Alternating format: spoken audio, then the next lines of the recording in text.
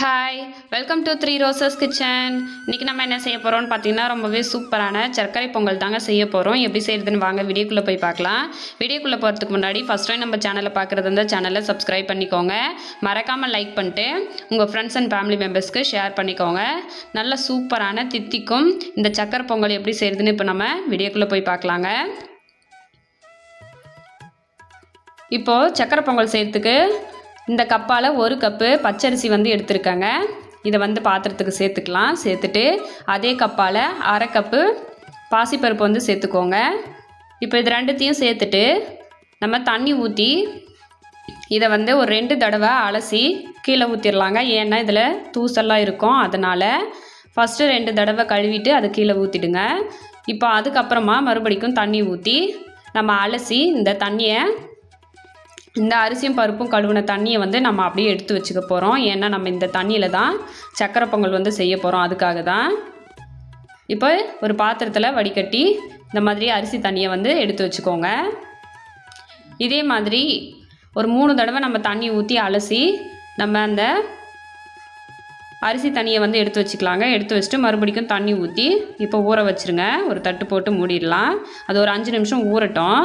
5 நிமிஷம் கழிச்சிட்டு இப்போ நம்ம பொங்கல் செய்கிற பாத்திரத்தில் எந்த கப்பால் அரிசி எடுத்தோமோ அதே கப்பால் 1 கப்பு பால் ஊற்றிக்கோங்க. ஊற்றிட்டு இப்போ அதே கப்பால் நம்ம அரிசி கழுவின தண்ணி எடுத்து வச்சுருந்தோம்ல, அந்த தண்ணியை 3 கப்பு ஊற்றிக்கலாங்க. மொத்தமாக பாலோடு சேர்த்து 4 கப்பு ஆச்சு.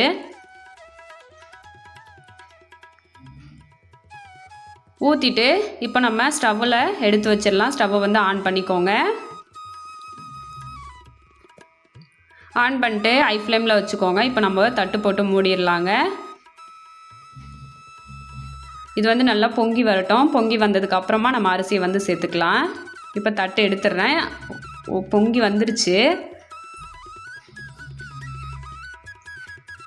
பாருங்கள், நல்லாவே பொங்கி வந்துருச்சு. இப்போ ஸ்டவ்வை குறைச்சிருங்க. குறைச்சிட்டு இப்போ நம்ம ஊற வச்சுருந்தோம்ல அரிசி பருப்பு அதை சேர்த்துக்கலாம்.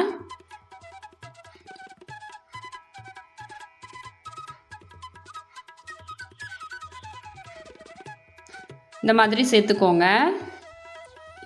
ரொம்ப ஈஸியாக டக்குன்னு செஞ்சிடலாங்க. நம்ம சக்கரை பொங்கல் அரிசி ஊறினா சீக்கிரமாக வெந்து வந்துடும். இப்போ பாருங்கள், நல்லா கொதிக்க ஆரம்பிச்சிருச்சு. இது ஒரு பக்கம் வேகட்டும். இன்னொரு பக்கம் நம்ம வெல்லத்தை கரைச்சி எடுத்துக்கலாம்.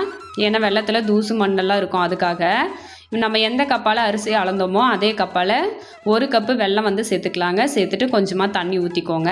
ஊற்றிட்டு இப்போ ஸ்டவ்வை ஆன் பண்ணி விட்டுடலாம். வெல்லமெல்லாம் ஜஸ்ட்டு நல்லா கரைஞ்சா போதும்.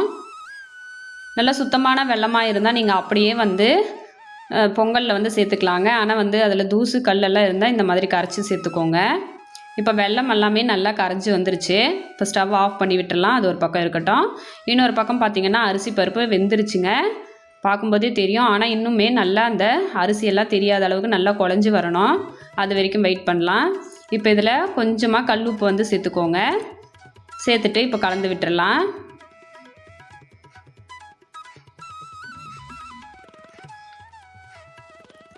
அரிசியும் பருப்பும் நல்லா குழஞ்சி வெந்து வரணுங்க. அதுக்கப்புறம் தான் நம்ம வெல்லத்தை சேர்க்கணும். முன்னாடியே சேர்த்துட்டோன்னா அரிசியெல்லாம் வேகாமல் போயிடும். அதுக்காக தான். இப்போ பார்த்திங்கன்னா தெரியும், நல்லா குழஞ்சி வெந்து வந்துருச்சு.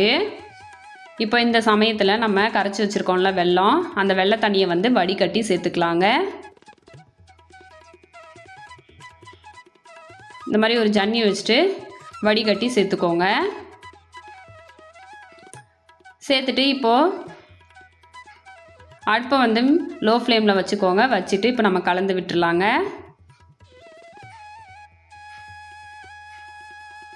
பாருங்கள், இப்போ நல்லா கலந்து விட்டாச்சு. எல்லா பக்கமுமே வெல்லம் நல்லா கலந்து வந்துருச்சு. இப்போ ஏலக்காய் நல்லா நுணுக்கி வச்சுருக்காங்க. அது சேர்த்துக்கலாம். ஒரு 3 ஏலக்காய் நான் நுணுக்கி சேர்த்துருக்கேன்.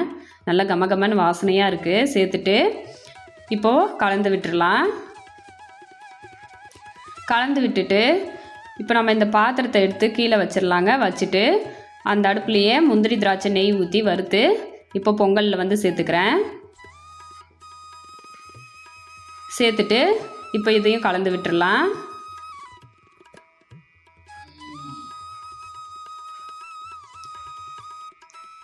கலந்து விட்டுட்டு இப்போ மறுபடிக்கும் நான் ஸ்டவ்வில் வந்து எடுத்து வச்சிட்டேங்க. லோ ஃப்ளேமில் வச்சுக்கோங்க. வச்சுட்டு இத்துலூண்டு பச்சை கற்பூரம் எடுத்து கையில் இந்த மாதிரி ப்ரெஸ் பண்ணி நுணுக்கி சேர்த்துக்கோங்க.